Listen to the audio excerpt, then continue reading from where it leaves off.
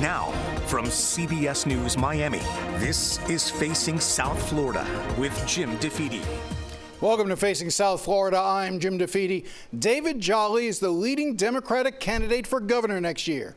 Yet he is facing his strongest criticism, not from Republicans, but from Democrats, especially on the issue of abortion. And that's because 10 years ago, when he was in Congress, Jolly was a Republican who made it clear he believed that life began at conception. He co-sponsored a bill that would have defined a fertilized egg as a pre-born human, giving it the same rights and protections as a person. He also voted to defund Planned Parenthood. As you will hear in a moment, Jolly, who became a Democrat several years ago, says his views on abortion have evolved, and he now supports a woman's right to have an abortion. A number of prominent Democratic women have come to Jolly's defense, but the issue nevertheless threatens to derail his campaign before it even gets going. So I wanted to give Jolly an opportunity to discuss his journey, as he describes it, on the issue of abortion. Later, we'll get into the affordability crisis in Florida, as well as what he would do as governor about Alligator Alcatraz. But as I said, we started with abortion. Jim, it's very simple, and I've been clear with voters from the beginning, and I will be throughout this race because it's an important issue for voters. Let's start with the top line. I supported Amendment 4. As governor of the state of Florida, I would fight to enact Amendment 4 into legislation, into law. I do believe in a woman's right to choose, and that reproductive health decisions should be made in a doctor's office without government interference. That's the top line. Now, that's not always where I was. 10 years ago in Congress, I entered politics, frankly, with a faith perspective, a Christian faith perspective that I was applying to a constitutional question.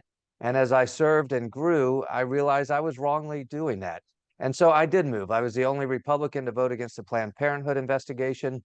When Republicans moved to take, I believe, $400 million from Planned Parenthood, my compromise would have at least moved that money to community health centers so that continuation of care would be available in underserved communities. I was doing that as a Republican because that was part of my journey on this question. And eventually I arrived at a place where I realized the Roe-Casey framework, Roe v. Wade and Casey v. Planned Parenthood, actually protected bodily autonomy, a woman's right to choose, and the government's interest in viability. It was the right balance. And so it's probably been 5 years or so since I've been in that place. But obviously entering a Democratic primary and running for governor, people have questions about that journey. So I'm open and honest about it. The bottom line is I would be a pro-choice governor for the first time in decades in the state of Florida. All right. So what was it? What was the catalyst for that change? Was there some epiphany that you had at some point? What was that? You know, a lot of people ask that. No, it really was a journey. As I mentioned, the first time I was ever elected to office was Congress. And look, there's a learning curve. And I was, as I mentioned, I was wrongly applying my faith convictions. I'm a person of deep Christian faith. I say that not to evangelize, but that's my origin story, right? And so part of serving is also learning. I test a question in politics. Is it okay to grow in politics? Is it okay to change your mind?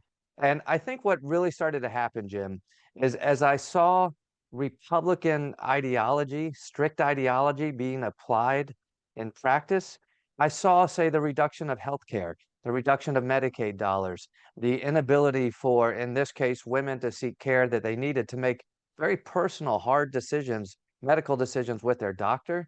And as I saw that impact, look, it wasn't only on reproductive freedom. I've moved on guns. I was an early proponent as a Republican for marriage equality. Climate science is an area where I have learned and grown and realized that we're in trouble because Republicans have denied climate science. So it really has been a journey, not an inflection point. And I think most voters have had a journey in one direction or another. Very few of us, Jim, are static. I don't think the problem in politics is people who change their mind. I think it's problems who don't change, or politicians who don't change their mind when they're presented with tough questions. Do you still believe that life begins at conception?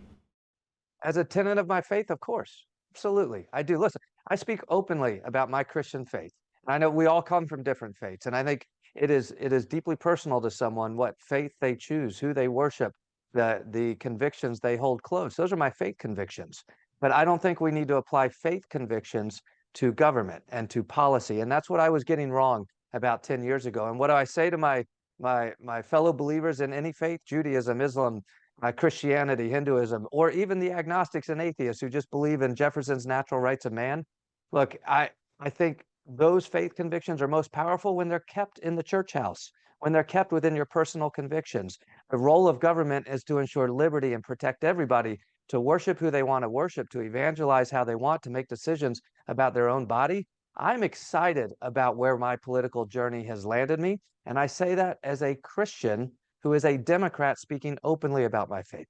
But I'm confused. If you believe that life begins at conception, why would you not advocate and continue to advocate for policies as you did in the past to protect that human life? You voted for and was a co-sponsor for defining that embryo, that fertilized egg, as a preborn human because you believe that that is a person. If you still believe that is a person, why would you not still be applying that standard in wanting to protect life? Sure. Because once you discover that that conviction is rooted in a faith teaching, much like those who believe in traditional marriage, it is a faith teaching. The power of your faith is to change hearts and minds based on your faith, not based on laws.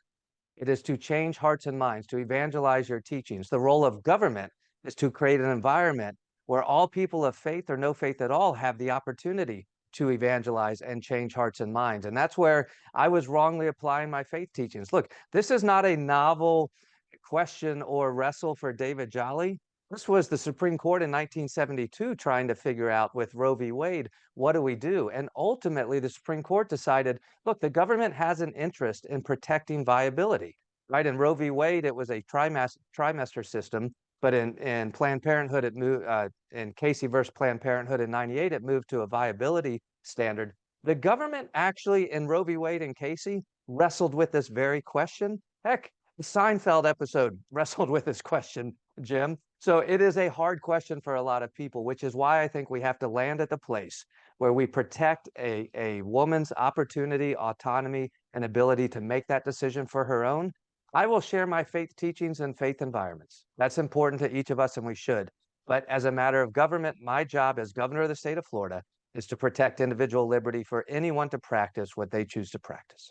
So you said before that you would fight for what is commonly referred to as the Roe standard, which is, protecting a woman's right to have an abortion up till viability, which is generally around 22, 24 weeks. Currently, the state of Florida has a 6-week abortion ban. How would you go about fighting that, knowing that even if you are elected, the likelihood that there is a dramatic shift in the legislature is not likely to happen, that you will be dealing with a Republican legislature. So how do you want to fight for the Roe standard with a legislature that will never consider it? Hey, I've been out of politics long enough to be honest, and I will tell you this. If politicians could change things on day one, the war in Ukraine would be over. I'm not promising to change things on day one. I'm promising that for the first time in decades, you would have a governor fighting for reproductive freedom in the state of Florida. What is missing in Tallahassee right now, outside of some ardent Democrats fighting on this issue, is a governor or a legislative leader with authority and power to actually reflect the majority of the state to fight to enact that. Look, I talk about this for Amendment 4, for the amendment on open primaries, on recreational marijuana. Florida's voters have told our governor and our legislator, Florida's voters, ultimately where democracy sits, have said, we want reproductive freedom. We want open primaries. We want recreational marijuana. The constitutional amendment process says, well, it's got to be 60%. But nothing is preventing a governor and a legislature from being responsive to voters to say, wait a minute, more than 50% of the state chose this direction. Let's fight to go in that direction. So look, as governor, I will give voice to the majority of voters in the state of Florida, whatever the issue is. That includes on reproductive freedom. It is up to Republicans then to listen to voters as closely as I am. Because right now, Republicans are ignoring voters right now. So you can take action as a governor. You can have executive authority. What executive actions would you take to protect the rights of those women, given that 58% of the voters of the state of Florida support returning to the Roe standard? I think it starts with having to change the law, Jim. I mean, I think what's wrong and what Republicans have done wrongly is choose to apply the law where they want and not apply the law where they don't. There are laws that I disagree with in the state of Florida. I disagree with what Republicans have done on reproductive freedom, but I don't have the opportunity or privilege as a governor to simply say we're going to ignore that law. Now, Well, wait a think second. Why not? Why not? As you just pointed out, you Republicans are currently doing that on a wholesale level across this country. Why not, as governor, make clear that any healthcare provider, any doctor who performs an abortion, you would pardon? If they were, you would not seek their prosecution, but if somehow they were prosecuted, that you would pardon them. You could change the entire state of Florida in reproductive rights with one statement like that, that you would protect those doctors who are willing to perform the procedure. So look, as governor, certainly on a case-by-case basis, we would review the circumstances. I do not feel comfortable talking about hypothetical pardons in certain cases where the facts aren't known. That simply would be irresponsible for me to do that. But what I would say is we have to fight to change the law. This is very important. Why don't we do what Republicans do? Because we're not Republicans. Because Republicans are violating the Constitution and not applying the law as it's written, and that's wrong, and they're getting away with it. I don't think the answers for Democrats is to commit the same constitutional errors that Republicans continue to commit. I understand the anxiety around it, but the answer is to fight to change the law. I think that the concern that some people have is they view what you just said as the ultimate dodge, knowing that the law will not be changed given the legislature, knowing that even a new constitutional amendment is highly unlikely because of the changes the legislature made to getting another measure on the ballot that makes it almost impossible to do, that by simply saying, I will fight to change the law, knowing that there is no way to change the law, is in a way a dodge by you. No, that's not true. There's a lot of bad faith among the criticisms of me right now. Chase the consulting class, go look at ambition, go look at vanities. There's a lot of bad faith. The focus right now needs to be on Republicans who are standing in the way. The way we change the law is we unify and fight for where 57% of the state is. That's the way, that's the avenue we have. Now, if I am being asked whether or not I would violate the law as written, no, I would not violate the law as governor.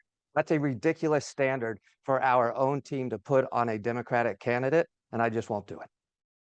Up next, we turn to the affordability crisis in Florida. Stay with us.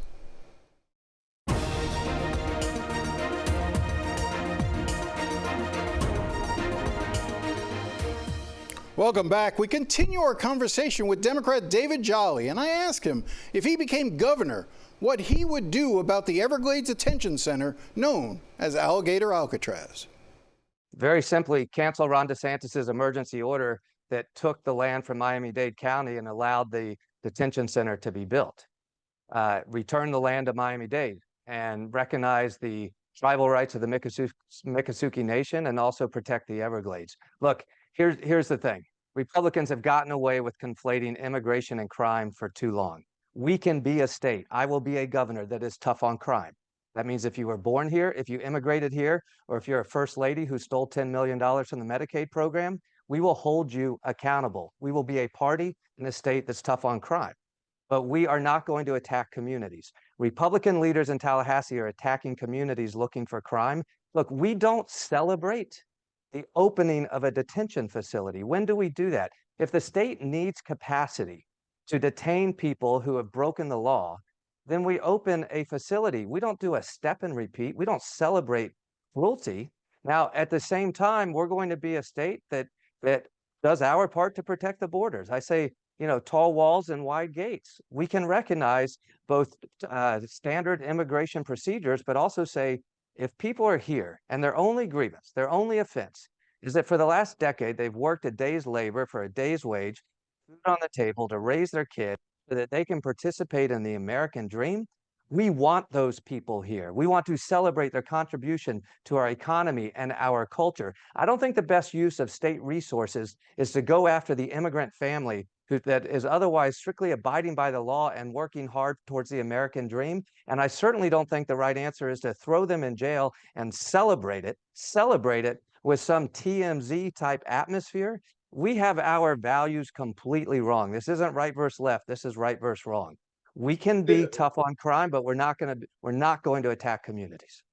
The governor and the attorney general have been pushing cities and counties to sign 287G agreements. What is your opinion of these 287G agreements, which essentially require local police departments to become extensions of ICE and federal law enforcement? What is your opinion of the 287G agreements as they're being applied across the state of Florida? I think get Tallahassee out of community policing in a lot of ways. Now here's what I will tell you. Look, our law enforcement agencies coordinate on a lot of activities, right?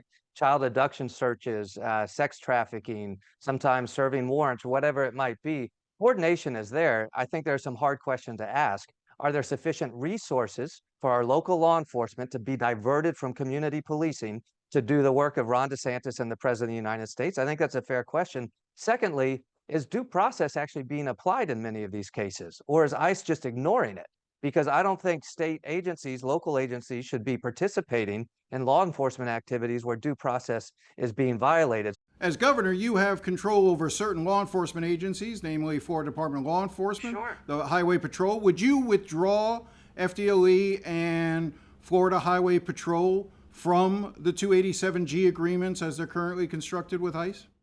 I would return to an environment that lets law enforcement make the decision about policing priorities. I think you go to your law enforcement chiefs, you go to your law enforcement officials and say, what resources do you need to attack crime in the state in a way that you think best reduces overall crime, violent crimes, immigration crime, drugs crime, sex crimes, whatever it is? I don't know why a politician needs to prioritize the type of crime that law enforcement officers have to go after. That's why they do what they do. The governor is there to make sure they have the resources to do it. I want to turn to the issue of affordability. My guess is this is going to be the main issue that we talk a lot about in the months ahead. So we'll be continuing this conversation down the line. But I want to begin a little bit of it here now. And one of the ideas that the legislature will be taking up in this next session is the idea of eliminating property taxes, or trying to come up with a plan to eliminate property taxes.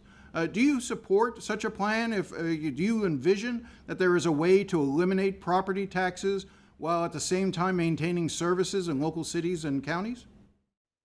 Look, I would love to see their proposal, but right now, Republicans in Tallahassee, the governor and Republican leaders are suggesting defunding the police, defunding safe communities, defunding education, defunding water quality, defunding transportation. I mean, I don't understand what they're thinking. Math is math. You can't just defund the tax base in local jurisdictions. Here's what I know we need when it comes to property taxes, Jim, and for longtime Florida residents, they'll remember this. In the 2000s, we had a property tax and property insurance crisis. It was actually the 2006 or 2008 race. And the fix on property taxes then was to address the crisis where longtime homeowners couldn't afford the run-up in their taxes because of the explosion in real estate values. It led us to save our homes and to portability. Now we have an inverted problem. First-time home buyers are having trouble entering the market because of the tax burden when they take on one of the previous Save Our Homes real estate parcels. And so I actually think we need generational property tax relief, keep Save Our Homes, keep portability. But what does it look like to have a program that allows first-time home buyers perhaps to have a step up in taxable basis over 3 or 4 years? Because we are in a moment, again, 20 years later now, of a property tax burden that is preventing home ownership. That's a policy question, but math is math. I mean, right now, property taxes provide revenue for the services we need. If you eliminate property taxes, some studies suggest we need a 12% sales tax in the state or even more. I saw an interview you did recently where you were asked if you still consider yourself center right on various policies, and you said on some you do, and specifically the issue of corporate tax rates came up. What exactly, I wasn't 100% clear what you were trying to get at. Do you believe corporations in the state of Florida pay their fair share or pay too much now to the state of Florida?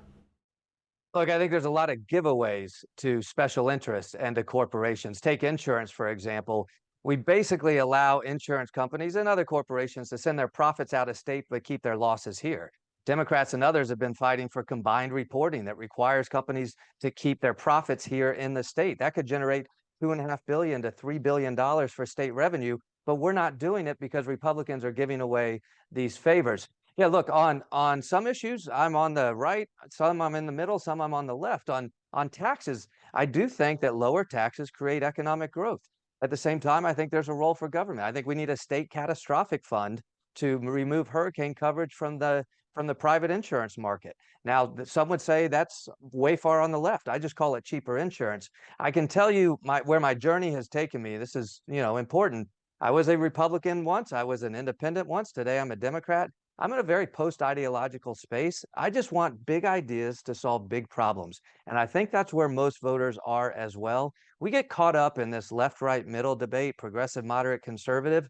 Look, I think most voters are just saying, is the government solving my problem on insurance, on taxes, on education, on crime, on transportation? And right now they're looking at Tallahassee and saying, I don't think so. Obviously, I want you to come back. I'm sure you will, and we can talk about some other issues and spend more time on the affordability issue. But I want to just briefly, in our final moments that we have, talk about education a little bit in terms of whether we're at teacher pay.